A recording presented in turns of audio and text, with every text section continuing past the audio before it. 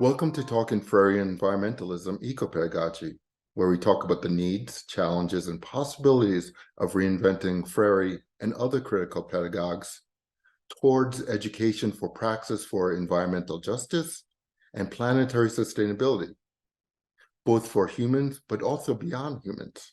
It is hosted by the Paulo Freire Institute at UCLA, which is now in its 20th year and is part of a network of 15 Paulo Freire Institutes worldwide.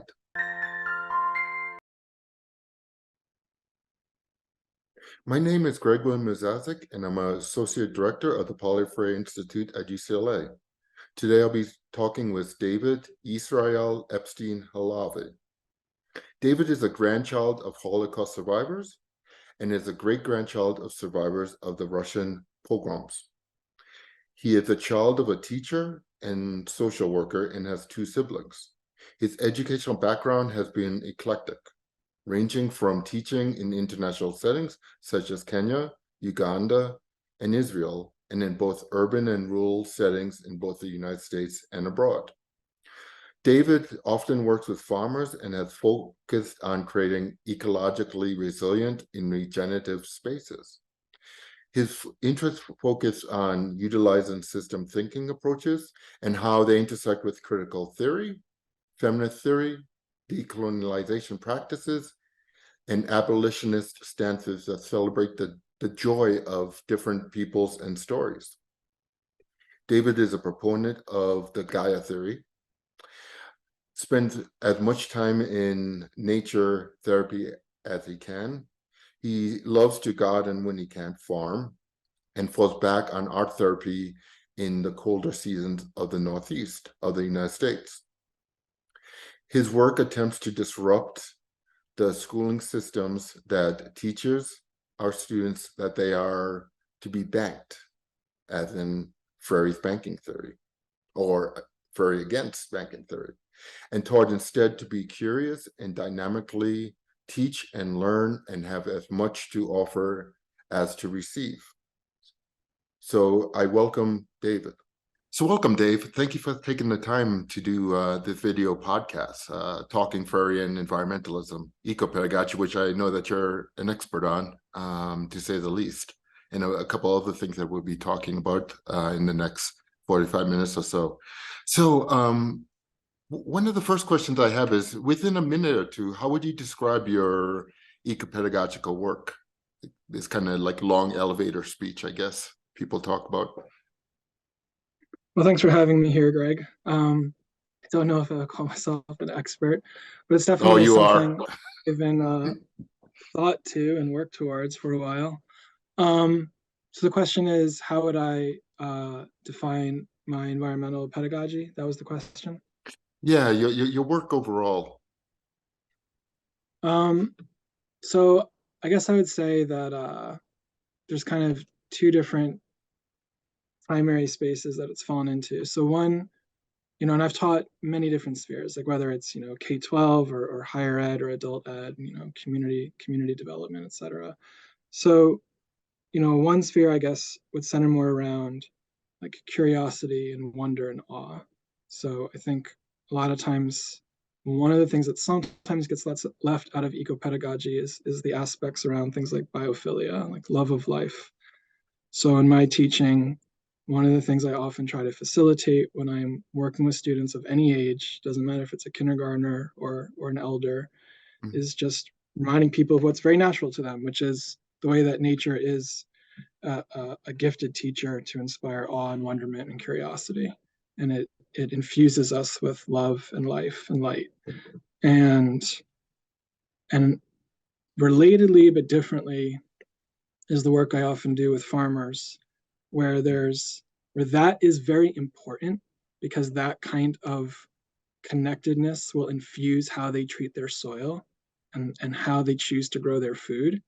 There are also then very real needs that need to get addressed and met and named around, oftentimes suffering or food shortages or systems crises, or, issues maybe around gender and how land is being treated or things like that. So there's a lot of different issues I just threw at you there, but those are kind of two big buckets that I often am addressing, depending on whom I'm working with and the context.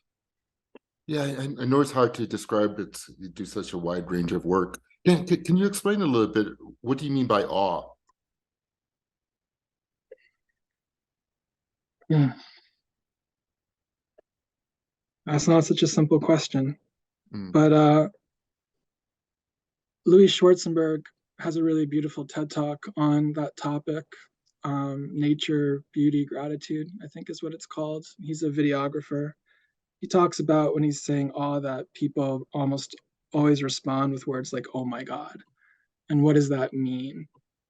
And for him, he says that it's this like moment of stillness when we are overcome by the power, you know, the magnitude, the spirit of a force that we recognize inside ourselves, but that is also greater than us. I mean, we are made up of cosmos. We are the way that cosmos expresses itself as consciousness looking on itself, but it is so much greater than us. And I think, you know, there's something about that that's ridiculous and fantastic and terrifying. mm. And that's the awe. That's what happens when, I mean, you can see that when you're looking at fall leaves or listening to songbirds in the morning or staring at the mountains. I mean, there's many different ways to encounter it. I guess it's a bit of a difficult or even an unfair question to ask because awe, part of the definition is the difficulty of answering what it is, to say the least, kind of. Would you agree with that, or? I mean, there's a gnosis to it. It's kind of you're inside the circle or not. And there's definitely something almost tainted when we try to put it in words, which I think is why the people who do the best job at Mhm, often explaining it to us, back to ourselves, are artists, poets, painters, songwriters, mm, which is why academics do a pretty terrible job typically mm, at addressing this topic. I also think it's why a lot of these topics are taboo in academia. We don't like to talk about spirituality anymore. We have mm, secularized our curriculum. We've stripped science of any notions of something beyond the self. And look what that's brought us. I mean, mm, we don't like to talk about things like eco spirituality, even when hard nosed scientists in eclectic fields spring upon us, Gaia theory and have rigorous calculations to point towards a living, breathing planet, or astronauts galore talk about this, both from a data standpoint and from more spiritual spaces like the overview effect and what happens to them from a consciousness shift in a paradigm when they view Earth from outer space. But that's not comfortable for academics. It's not an easy metric. It's too complicated. It's too complex. It's too outside a comfort zone of control. And so we don't discuss it. We mm, need easy measurements that we can manipulate and control. And then we look outside our window and we wonder why there's a horror show. mm. Very true and very messy, to say the least. So how do you connect all your work or some of your work to Freire or not? So I was thinking about that because I know you have a lot of questions around Freire. So, I mean, Freire has definitely influenced my philosophy and how I try to walk and teach and think. But I also think that our conversation here might be more facilitated by perhaps you introducing some notions around Freire's thinking and philosophy because you are a much deeper philosopher with his thinking than I am. We've written and thought about his work together. Um, so, it might be a space where there's more conversation between us that would draw out my thinking. But what I could say off the top of my head, I guess, is, Mhm, his notions around banking education. Um, I was a teacher for about 20 years in different systems, urban and rural, in the US and Israel primarily. And the more that I taught without having read Freire or Illich or other thinkers like this, and without having had more advanced degrees yet, the more I myself just started to intuit and see the impacts that banking education was having, and how it crushed the spirit of students, how set curricula were designed to try to stomp out a lot of their natural curiosity and awe and wonder. So when I finally kind of found Freire, I was like, oh, that's what this is called. That's the name for this. That's what I've been witnessing and trying to work against. And then when I was introduced to other ideas of his, like liberatory praxis or the idea of consciousness raising, I was able to finally have, I found a thinker who was able to name an idea that I had been trying to crystallize on my own for a long time, but I didn't have the language to do so. I was like, oh, this is what I've been trying to figure out. Great, thank you. Now I can move along. I wish someone had shown me that 15 years ago. It would have saved me a lot of pain. Yeah, I mean, even Freire talks about, I mean, his own work is reinventing others, as, you know, we reinvent his work in this aspect of, I mean, it seems like a lot of things that discusses very, it's wide and deep. One of the things I'm getting out of it is this aspect of, you know, trying to counter, you know, banking education and fatalism, and these aspects that we can only teach in one certain type of way, only certain ideologies, things like that. Right. And so like I think that was the next movement for it for me, was how that led to and I know you and I have both, you know, we've talked about this before, how that moved towards you know, the ideas of epistemicide, the ideas of killing of ways of being and knowing. And that became, you know, a direction of thought and research that I started going down, you know, as much as I could with other people. Like I started realizing, oh, um, one of the reasons we're in this mess is because we have this one right way of doing things, this one right way of thinking and believing. Scientism, basically. You know, it's the new God, it's the new religion. And you know, it's very easy to kind of poke at. I mean, you know, it's changing a bit, but you introduce like an alternative epistemology from other traditions, and you quickly find out who is a zealot for scientism based on how they kind of react when you introduce a different philosophical paradigm. I mean, they might get very reactive very quickly, like close friends or colleagues or others. They don't like it. I mean, it's kind of amazing how emotionally threatening it can be for people. Mm-hmm. But, you know, if those other ways of knowing and being were regenerative and more peaceful or more gender balanced or more equitable, or if they walked in harmony in different ways with other creatures, like maybe they need a voice at the table too right now, so that we can think through how to heal the human family a little bit more wisely. Mm-hmm. And you discussed at the beginning that you teach in a diverse learning spaces, from formal, talking about, I think you talked about kindergarten all the way to higher education, and also informal and non-formal. How would you describe your approaches to education? And I know that can be a long answer, but what do you think, maybe two or three of the key ones that you would express how you teach, or how people should teach too? Mm. Well, I don't like curriculum very much. I mean, I found it increasingly difficult to often work inside of schools. I think schools increasingly found it difficult to have me inside of them also. That's okay.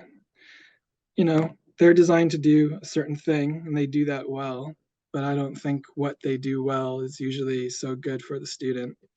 I don't think it's particularly well designed to help them find their soul or their purpose, or how to be a, you know, a beautiful lover in the world, or how to deal kindly with other humans. That's not what schools are designed for. They're not designed to teach us how to be gentle with other life. And there's just genocide running amok. Like, that is what we need right now. So, um, how do I teach? I do deschooling. I mean, I try to help my students see structures that perpetuate the systems that they're in. I try to shine a light on that with them, depending on their age, in ways that are, appropriate, so that they can digest and metabolize and alchemize what I'm offering to them, so that it won't be traumatizing. And then importantly, and this is something I kind of started learning like more in my 20s or early 30s, because otherwise you're just kind of being an ass. Otherwise you're just kind of, here's a bunch of darkness for you to sit in, and be miserable about. But to figure out how to give them hope, it's like, okay, so now you see a different system, but what can you do with it? So, what are the ways to feel empowered, not victimized with that awareness, and to have choice in some of your life? And so, with middle schoolers, that might mean like a weekly report on something amazing that somebody their age has done in the world to create change. Or it might mean, picking a spot in the outdoors that we meditate in every day for a certain amount of time over the course of the year, where they learn how to be better observers of their reality and to tend to a specific piece of land that becomes theirs in a different sort of way, that will attune them differently to their world, hopefully forever. Mm-hmm. Or for adults, it might mean helping them to rediscover their inner child, and like, where do they have inner child wounds, and where can they reignite that, that silly human being that they have in them, their little kid who delights in playing in the sand, or whatever it might be. But it should be joy centered. Mm-hmm. And you mentioned the term deschooling. Is that coming from aspects of Ivan Ilyich or an approach onto itself, which I guess could be Yeah, no, I either would say or, it's but definitely building on Illich for sure. And so what in your work are the specific theories that you use in both, possibly in your I know in your writing, but also even within practice of teaching? I mean, I certainly think biophilia is probably the paramount one for myself lately. Just this notion that it's all interconnected, that, the dualities of being and non-being, being able to deeply see the ways in which everything is connected is a profound kind of realization. It changes how you look at the world and how you walk on it. I mean, it's a Buddhist kind of, meditation, not in a religious sense, just philosophically. Stoicism has something similar. And, it's quite interesting if you read some of the scientists who write on Gaia theory, because they talk about this too. I mean, if you listen to, and I'm blanking on the name right now, but many of the astronauts, they talk about this. Like, it's impossible to see a lot of these mechanisms from our perspective on Earth, like, a giant dust storm that's blowing across West Africa, across the entire ocean, that seeds, soil in the Amazon basin. Like, you are able to see the dynamic living planet at a scale that's impossible to see here when you step back, a few hundred kilometers.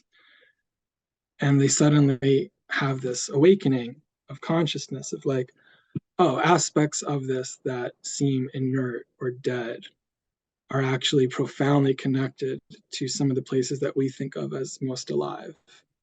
Like it's a single thing. It's a living planet. It's alive.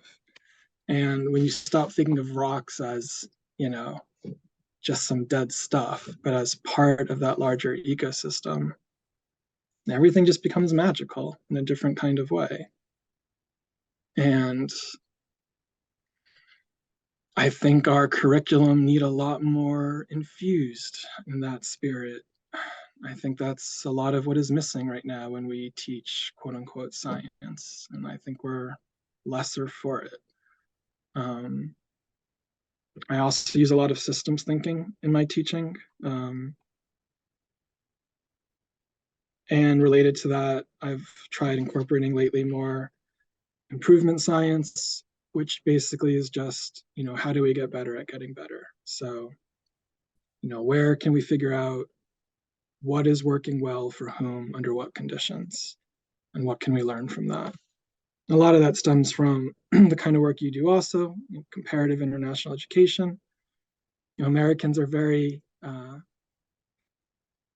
egocentric with their culture. We think that we don't have much to learn from others, but many of the problems that we're facing exist in other countries. In fact, basically all of them. And so if another country has had a similar, ecological disaster, or they're dealing with similar cultural problems, whatever it might be, and there happens to be an outlier country that's had an incredibly, clever response to it that's worked, we can learn from that. It doesn't necessarily mean it translates to here, but we can learn from it. It's like, okay, well, why did that work well for those people under these conditions? But we don't typically do this. We're not typically willing to actually listen to one another individually or at scale. But in comparative education, that's what we're trying to do. We're like, okay, what can I learn from this group of people? How did they do that? How might we translate it to ourselves?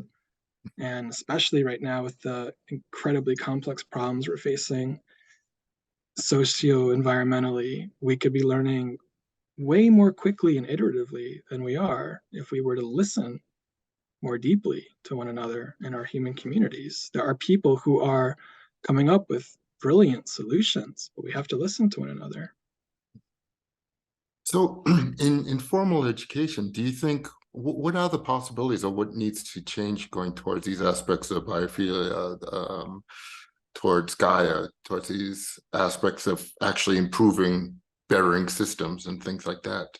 Do you see that there are possibilities within formal education structures? I mean, I know you can probably list off a 1,000 or so challenges, to say the least, but do you see it as possible, or is it more need for this radical, with Ivan Ilyich, just tear down the whole system? I don't know.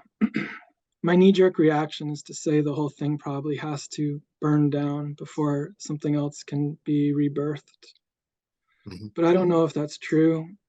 And that road is a very destructive and painful one that will, something beautiful may come out of it, but man, the price we'll pay if that's the road we have to go down. Yeah. So, I mean, I grew up a religious Jew, and even when I've not been dogmatically in that space, I've taught in religious schools, including Christian schools. And what's interesting to me is, like, one would think that within the religious community, perhaps arguments of this nature would be more well received because it's an eco-spirituality. And if you believe in a creator, well, of course you would pick up a position like this. Like, obviously, how would you not take up such a position within your curriculum? And yet that's not true. They have isomorphism. The religious schools completely mimic the curriculum of their public school, competitors.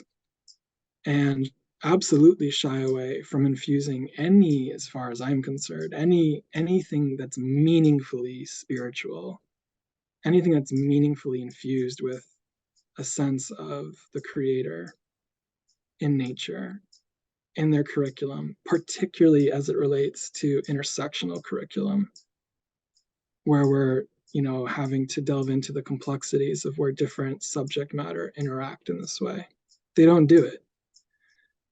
So if they're not doing it, they're not willing to be like the engines to drive such curricular innovation and change.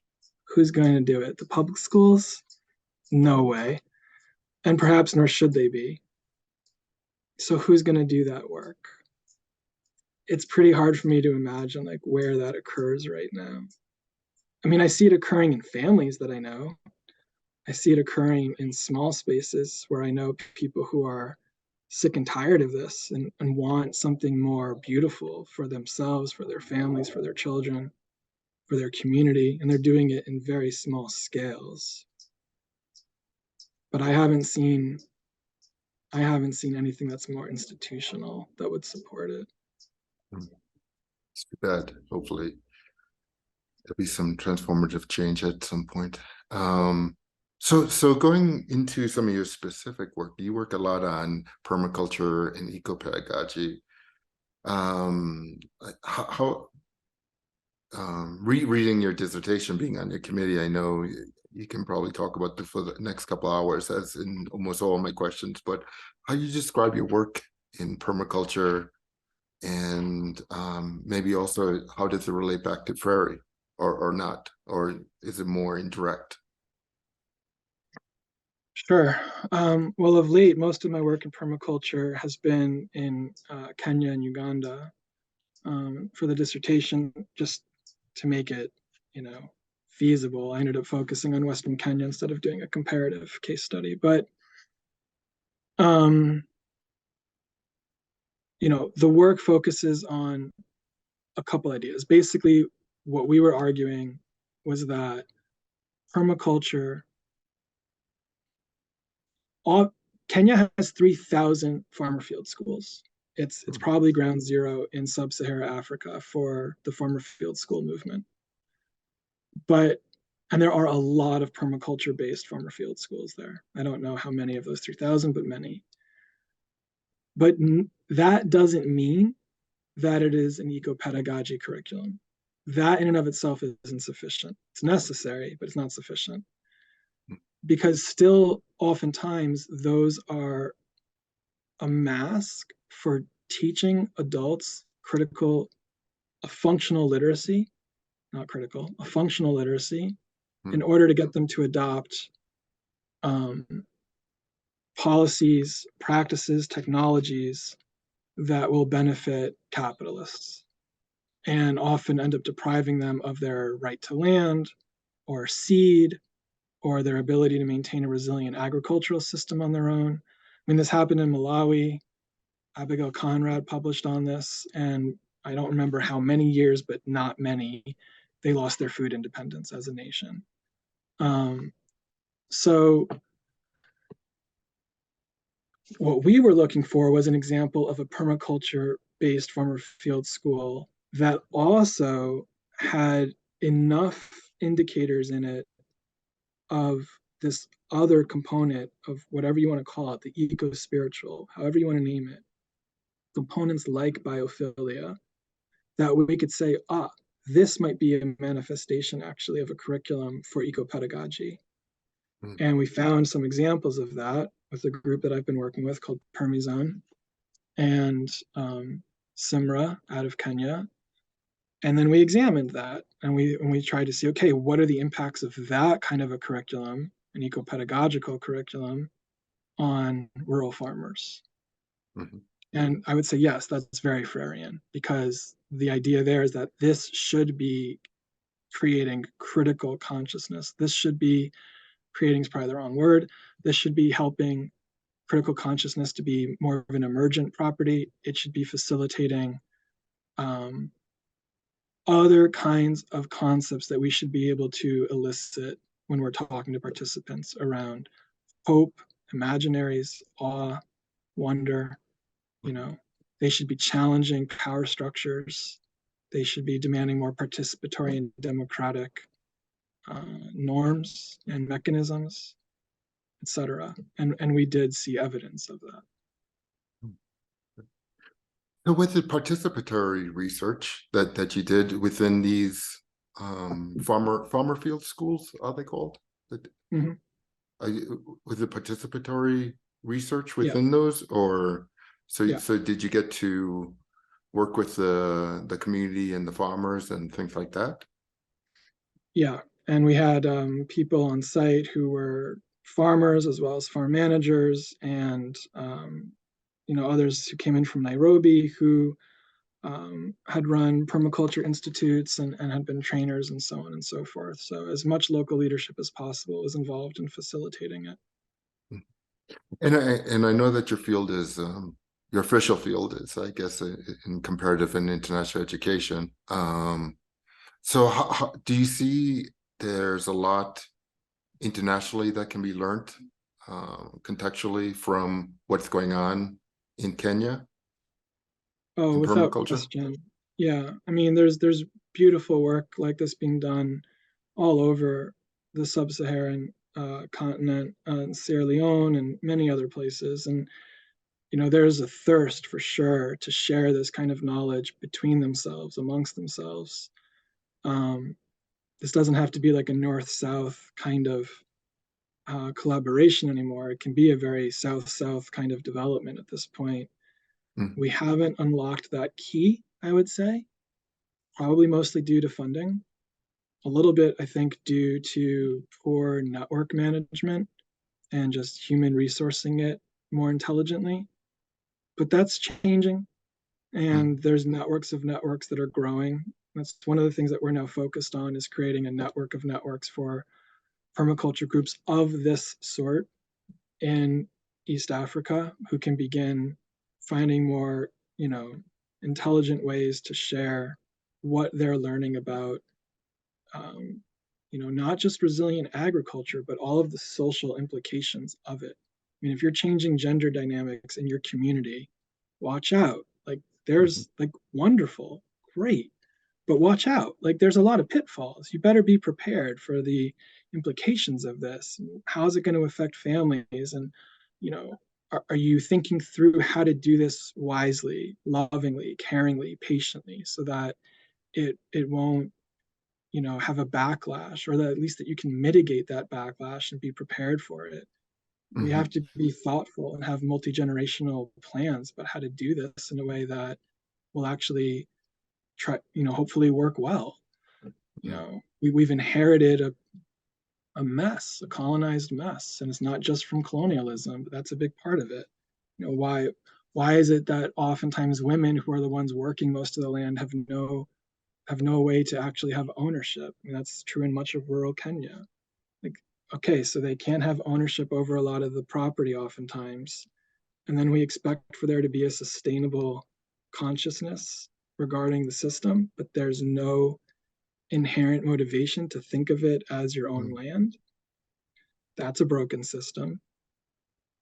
That requires addressing power and gender.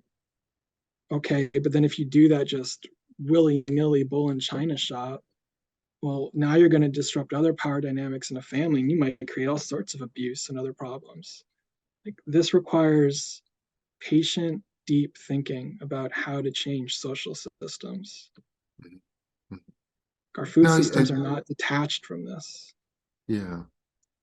And you already discussed, and you're probably going to continue to discuss, the challenges of enacting ecopedagogy. But I guess a little bit more of a technical note or question: why isn't permaculture more adopted? Like, what do you see as the biggest challenges for that? I mean, I know that I have colleagues who would argue it's because we haven't proved our point, that we can't demonstrate its capacity to feed people at scale, or things like that. I think they're wrong. I mean, the UN has published that the only way to actually feed the growing human population, which will flatten, at scale actually is to switch to organics and small scale farming and permaculture because of the impacts that poison based, big ag and fertilizer is having on the planet and our food systems, that actually will result in starvation, not the other way around. I mean, that comes straight out of, I don't remember if it might not have been UNESCO, but it was definitely one of the UN agencies. I can trace it down if you want to share it in the link or whatever. That would be Like great. large international organizations are migrating over in a paradigm shift to this point of view. So, so my colleagues who would take that position, I say you're wrong. I think the reason that we are refusing to adopt it is more simple. I think it's based on asking interrogative questions like who benefits from the current system and who doesn't. If people control their own land and their own food, then government loses a lot of control over people. Yeah. I mean, one of the things that you would hear when you go to Uganda all the time is like, I don't remember if it was like X many tens of millions or X percent, maybe it was 25%, whatever it was. You'd see these billboards all over the place. Live on less than $1 a day. And it was being pushed by a certain kind of capitalist development. And yeah, there's really awful kinds of poverty in rural areas. But there were also two kinds of poverty in those areas, because the rural farmer who lives on less than $1 a day, but knows how to make good mud bricks and has a wisely planted farm and is providing by and large for their own needs as a family, they're good. I'm not saying that they don't necessarily want to make certain capital-based, resource-based improvements to their life, that they shouldn't have the right certain kinds of privileges that I have regarding resource usage that are obviously inequitable. Yes, of course they do. But they also are able to do things I'm not. I mean, they're providing for themselves literally in terms of home and food and even often medicine in certain ways, which are things that we have lost the ability to do. And we have to pay a lot of money, usually in debt, in order to make sure we have access to. Otherwise, you're homeless or hungry or, in medical debt. So if permaculture is a part of, it's not the solution, but if it is a part of a solution towards reclaiming our indigeneity as a species who was born into this world, we are a part of Earth, just like every other creature that we see walking around. I saw a little baby bunny on my front porch. It doesn't have to struggle to figure out how to eat. Like, it's born into the world and it lives in an ecosystem and it has shelter and food. But we think of ourselves as like some weird alien creatures who need to have technology to be adaptable to live on the planet in which we were born into and have evolved from for billions of years. There's something very perverse about how we think of ourselves as we relate to our Mother Earth. Like, that's not how it works. And if permaculture is one of the ways in which we reclaim our indigeneity to our land, to our food, to our medicine, there is a great deal of power in that, and that disrupts power.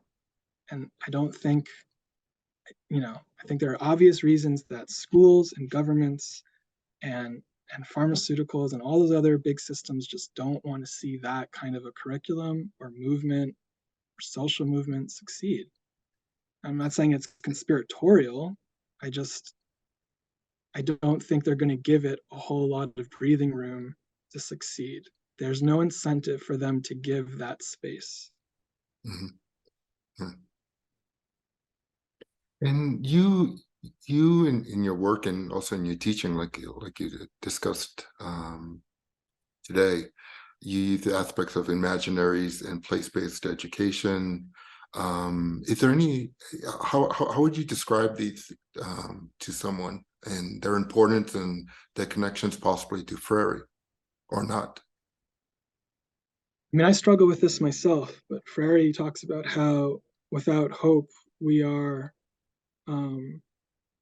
not being critically conscious. I mean, correct my language here, but he talks about, right? Do I have that correct? Yeah, you to do any sort of aspects of problem posing education, of utopia in education, there has to be some sort of utopia that you're going towards, and without being able to imagine that, without being able to dream on that, you can't have praxis, you can't better the world, basically. My interpretation is of Freire, Mm-hmm. what he says. And yet it's very easy to not be hopeful. It's very easy. So people often think, oh, I'm critically conscious. I'm critically conscious because I see the system, I see the problem, but they're cynical. So Freire would say, no, you're not critically conscious, you're a cynic. And the cynic isn't critically conscious because they lack hope. They lack the ability to imagine. Nature is implicitly pregnant with imagination. It continuously rebuilds. It faces a mass extinction event, it rebuilds. Ours is self-imposed and tragic in a whole different way, but it rebuilds. That's what nature does. So I think many people think, I'm critically conscious. I've done those things. I can see it. I'm not saying I see all of it, but I can see it. But if you're doing that and you hold a cynical position that's dark viewed, then Freire would say, no, actually, you have some work to still do. I think this is the most difficult part of the work for most of us. It certainly is for me, is to stare into that abyss and say, nevertheless, I have hope. Nevertheless, I've been shattered on the rocks by whatever it might be, by love and tragedy and wonder and everything else. Like, if you care deeply about life, you inevitably feel its pain. If not despite that, but because of that, you choose to respond to that in love and with love and say, nevertheless, I believe that something better is possible, and I'm going to try to create that reality. That's the critically conscious. Mm-hmm. You might And find that's it interesting. I'm sorry. I'm just going to say that's hard to do. Yeah. You might find it interesting in the larger pod videocast going to be interviewing Richard Van Heerden, who worked at the Paulo Freire Institute at UCLA, and his research, his dissertation, but his research after was on cynicism in education. And he has a lot of very good arguments. And the big one is, how does education teach for cynicism? And is that part of the system itself? Like Freire would say, banking education instills hegemony, the same power structures increasing unjust power. Yeah, that sounds right to me. And if you deprive people of the imaginary, if you tell people that imagining is for a fool, or what's the point, or you're so naive, or things like this, and you steal people's creativity, children learn very quickly. By the time they're in third, fourth, fifth grade, they quickly start learning that to imagine is to risk being shamed or guilted, to have vibrant energy and sparkly eyes, and to risk being unmasked in our kind of society and schools usually means to get disciplined. Mm-hmm. And so they start masking up. And initially, they're just masking up. They still have it inside of them. And if you're the kind of adult who knows how to, curate and cultivate and elicit and facilitate that inner child and joy and wisdom and beauty, they'll see you and they'll light up around you. But you wear that mask for an additional year and you're now 11 or 13 or 15 or 18, and it stops being a mask. It just starts to become who you are. Mm-hmm. And this is what our schools generally do. And this is Yeah. how we reproduce it. And so our task is, how do we help people remember who they actually are Mm-hmm. before they put on all those masks? Because that's not who we are. That is a character that we've been told to play. Yeah. Yeah, Bill, I mean, there's so many scholars that talk about for example, Bell Hooks talks about children are critical, or they're asking all about the world, and we kind of beat that out of them for education. And then she talks about it, and also Michael Apple, for example, talks about, how do we treat good students and bad students? The bad students well, they're just disrupting the learning space, where good students, well, they're thinking outside of the box and things like that. They have a little bit more freedom, but still not enough. So yeah, it's difficult. Exactly. Yeah. So we wrote a chapter on post-digitalism and ecopedagogy for the book, Post-Digital Ecopedagogies, with Peter Jandrik and Derek Ford. How do you see technologies, modern technologies such as the internet and things? Do you see them? What are some of those contested trains of positive and negative, and what could be? Yeah. Well, I think that what could be and what is are certainly, not binary, but in terms of a spectrum, they are pretty far apart Mm, oftentimes. I mean, the way I tend to use TikTok, I love it. I tend to follow different kinds of philosophers or therapists, or, there's some silly things, but by and large, I learn really amazing things on it. Artists, how to do different kinds of painting or whatever. I love the people I follow on there, enrich my learning a lot about mhm, myself, the world, or whatever. But that depends on your algorithm. I mean, I was running a nonviolent communication workshop recently in somewhere in northern New York, and we did it with higher ed students. It was with like 18 to 22-year-olds. There was a lot of them. It was like about 40 people.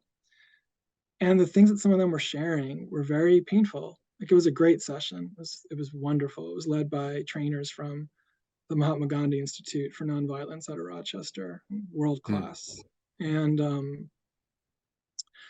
they, Gwen, who's the executive director there, she was leading them in a sharing of naming different feelings, expanding language around feelings, because typically Americans can do mad, sad, and glad, and that's it. And there's hundreds of feelings. And if we don't have an expanded vocabulary on this, then we're in trouble. So she was asking people to go to a big feeling on the board. So, like, they had all these different feelings and big cards on the floor, and people went to them. And initially it was a feeling where you feel like that's getting met right now, and people would share some stories, and then one that isn't getting met. And when people shared ones that weren't getting met, technology often came up, and you would hear, particularly from a lot of these young women, how it was driving very negative views of their self-esteem and self-worth around body. mhm, And because we had cultivated a very safe space, people were willing to take risks and be very vulnerable. These were strangers. People did not know one another, but they went for it because Gwen is good at what she does. I was helping, there were others there, and Gwen just creates a safe space, and students went for it, and they told very personal stories. And so here was an example of where technology has been devastating to these young people. And like, these were beautiful young people.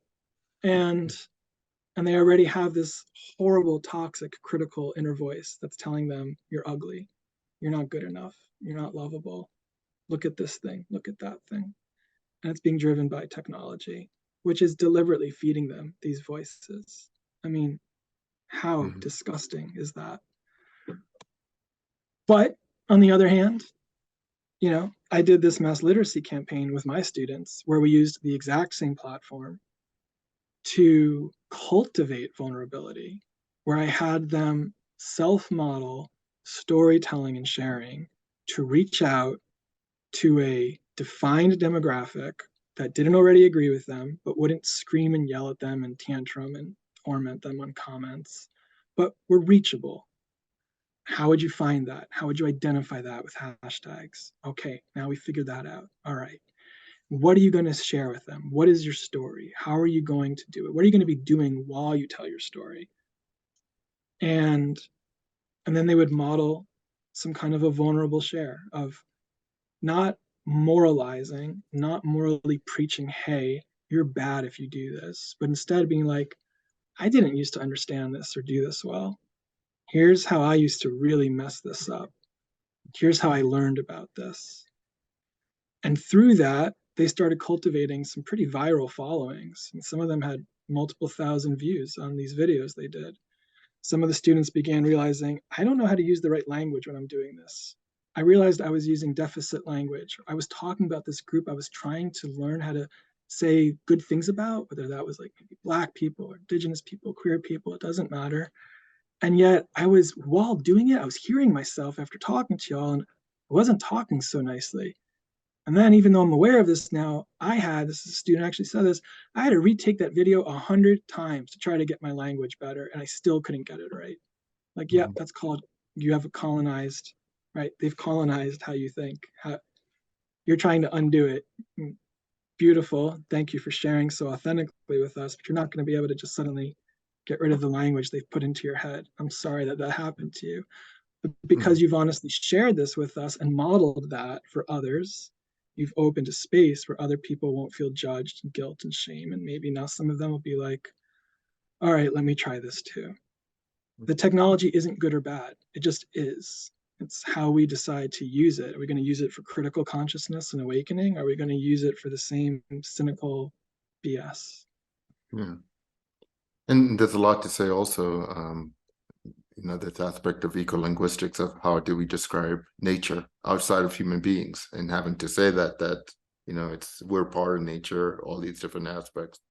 And also, I think before we started, we were joking around about how many million views are we going to have on this video or on any of these videos. That's, discussing how can we change education for socio-environmental justice and things like that. And how unfortunate it is that there isn't probably going to be a lot of views, not only on this video or on this channel, but overall. It's an unfortunate thing. So you talk. Oh, I'm sorry. No, you're good, Greg. Go ahead. You also talk about a lot on spirituality and Stoicism. I wanted to see if there was anything that you wanted to add specifically on those topics. I think I've hit the main notes I wanted to hit. I mean, there's others who could probably speak better on the Stoicism. It's been a little while for me, but yeah, I hit what I wanted to at this point. Okay. And then do you see, what are the silences do you see of Freire's work? What is not discussed, or what needs, Freire, this aspect of the need for reinvention of his work, but should everything be coming out of reinventing of his work, or any particular scholars or educators' work? What are the largest silences? What does Freire work not allow us to have, for example, to going towards, socio-environmental justice and planetary sustainability and so on and so on? I'm guessing you can recall the name of the book. I mean, Bell Hooks has the chapter where she ghost interacts in an interview with Freire about, his pitfalls where he didn't go far enough, particularly around issues of gender. I'm blanking on the title right now. Yeah, I am too, but and that's a really beautiful example of someone kind of taking him to task for, like, you're such a beautiful thinker and you saw so much, but you fell so short here. He never got to do his book on ecopedagogy, but others have kind of helped make sure, yourself very much included, that was posthumously gifted to us, the missing chapter that you did. So we can link all of those things that people can chase that down if they want to. I mean, it's not like we live in a different social reality than he did. So there are things he just wouldn't see. I mean, there's always people who see it in advance, and there's those who don't. You can't expect him to be everything. That's not, we're not trying to make him a saint. But a thinker that I've been diving into lately, who I feel like certainly builds on a lot of ideas that Freire was offering, but then I think is taking it not a step further, but he's just, he's sitting on the benefit of the previous thinkers and kind of seeing, okay, where can we go next with this? Is Bill Plotkin, who has the book Wild Mind. I've mentioned this to you before, A Field Guide to the Human Psyche. I think Animus is the name of his organization online that's begun doing lots of trainings for people around this idea of rewilding. So in terms of like an ecopedagogy, Bill Plotkin has a theory of psychology that seeks to synthesize many prior theories. So in terms of like epistemicide, here you go, like, okay, let's take multiple theories, not just Western, and let's recenter them around the eco. And what does a psychology that's ecocentric look like? Where it's still attending to issues of, childhood wounds and notions of lover and beloved and ego and all these things, but also now taking into account many different kinds of shamanic traditions and indigenous systems and Buddhism and many others, like a global, just like there's becoming more global kind of religious spiritual movements, he's trying to do that with psychology centered around the eco space. Mhm. And I think Freire would approve of what he's trying to do. And he basically, in a somewhat accusatory way, says, humans have kind of stalled in their adolescent development. And that's more or less why we see civilization slowly collapsing, or quickly, however you want to think of it, in the ways that it is with ecological genocide. Mhm. And we need to hurry up and get to a post-adolescent psychology so that we can change how we are relating and behaving to each other and to our wider ecosystem. So I would point people to that resource. Very good, and we'll put that in the resources.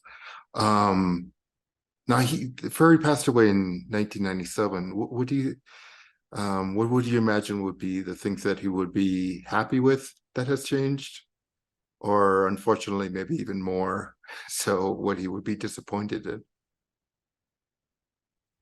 Hmm.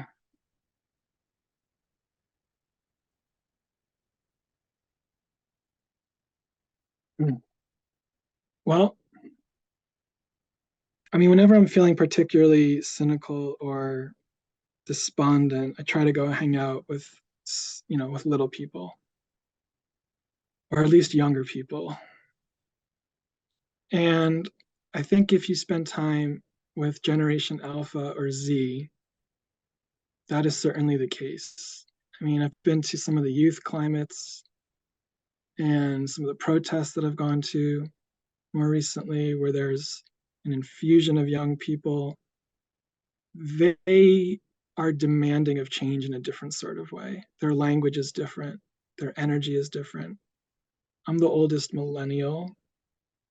Um, and, you know, we were of a sort, like we relate to them. I mean, we were agitating for this kind of change by and large as a generation, but we still grew up in the shadow of the boomers, and they haven't.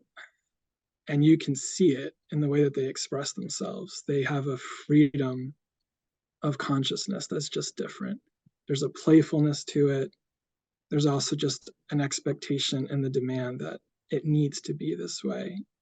I mean, you see it when you see youth leading the charge on so many different human rights movements now, be it in the US or elsewhere, be it for women's rights or guns or the environment.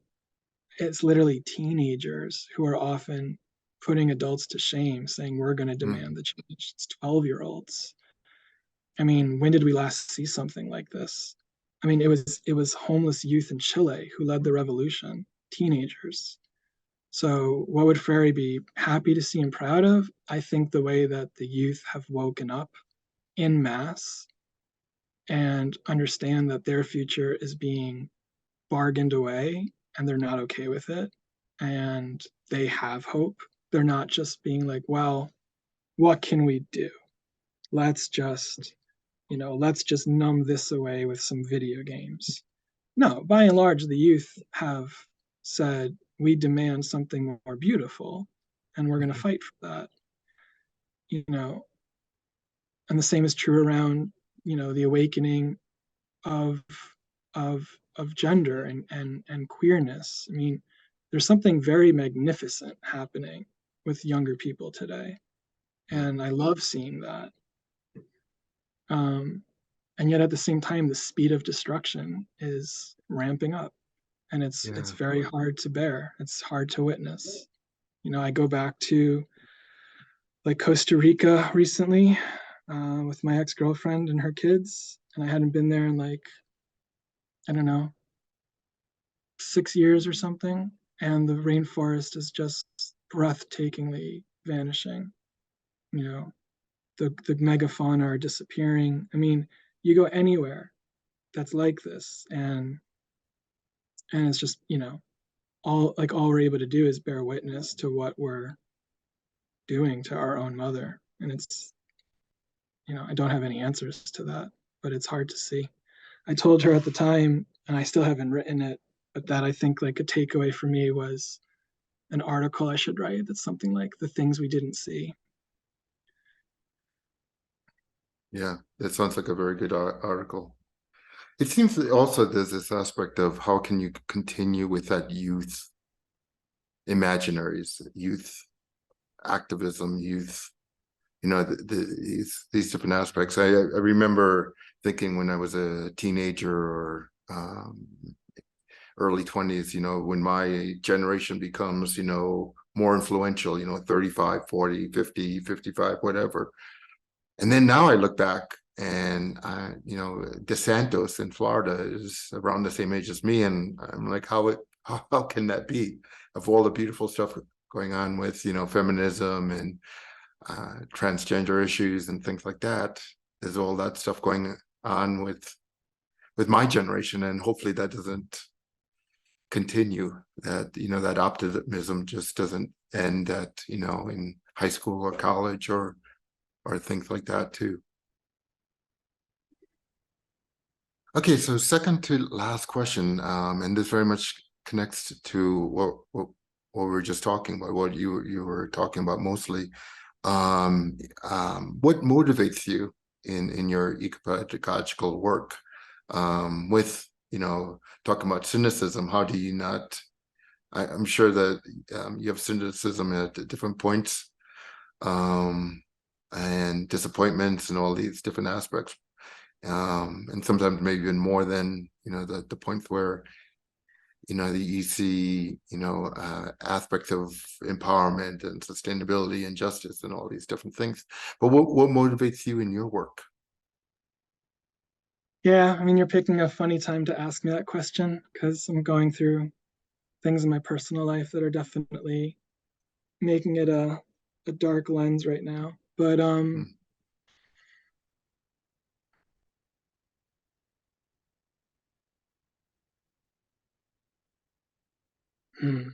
I mean,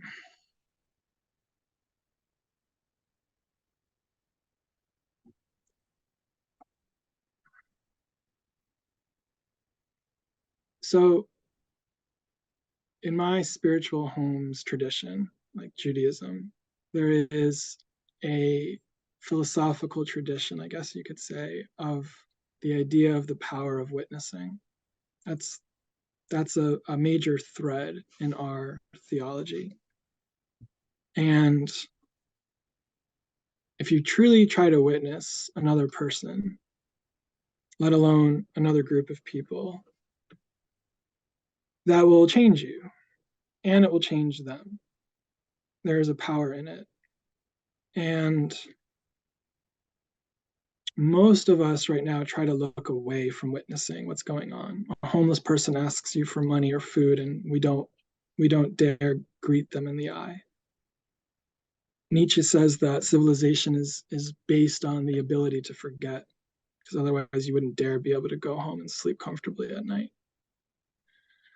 So, I've walked through slums. I've seen what poverty looks like. I know what starvation looks like. I've seen people blow themselves up in war. I come from a family of Holocaust survivors. And they responded to that very differently. One of them was able to come back fully to life with a lot of joy, and one wasn't. Mhm. So, when we're witnessing this broken human family, some of us have enough privilege right now to look away. Mhm. And we can go and enjoy our dinner in our heated or cooled home, our comfortable bed or our television or our alcohol or, our gym membership, whatever it is we're using to numb or avoid looking into the eyes of the other person who doesn't have that privilege. Mhm.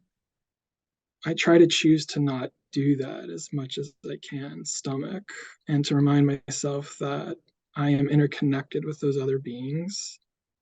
And if I want to sleep comfortably at night, then I should try to do what I can to sit with them in community and make the world a little bit gentler and kinder. And I don't always succeed at that, like, at all. I fail at Mhm. that all the time. But if I'm going to stick around, then I want to try to walk more gently with the people around me. Yeah.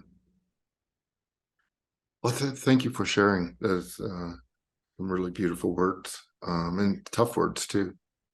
So my last question was, are there questions that we should have asked you, or is there anything else that you want to add?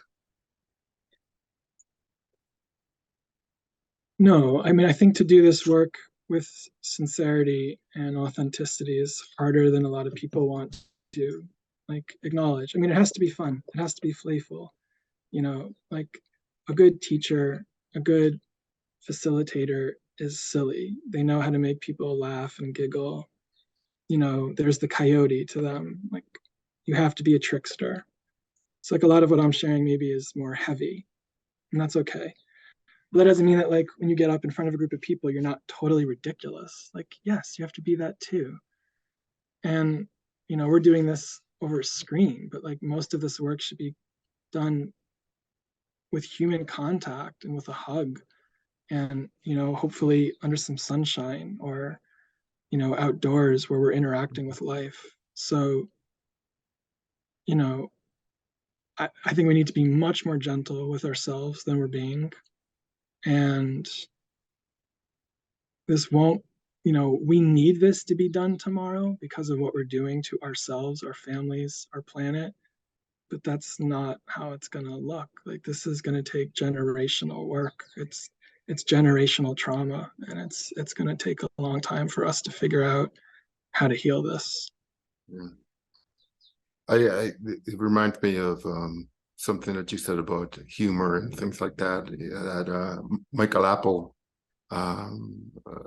was a colleague of mine at Beijing Normal University, and he heard him lecture a couple of times saying, just because I can find the humor and stuff, don't mistake that for the very seriousness of the things that we discuss. But Exactly. how can we, it's this aspect of trying to get through our lives without, like you talk about Nietzsche, the aspect of needing to forget. What Yes. is that balance between, surviving and forgetting and not forgetting, and all, it's such a delicate balance. And a lot of times we can, ignore things so much or forget about things so much, like you're saying, that we no longer see the world anymore. Right.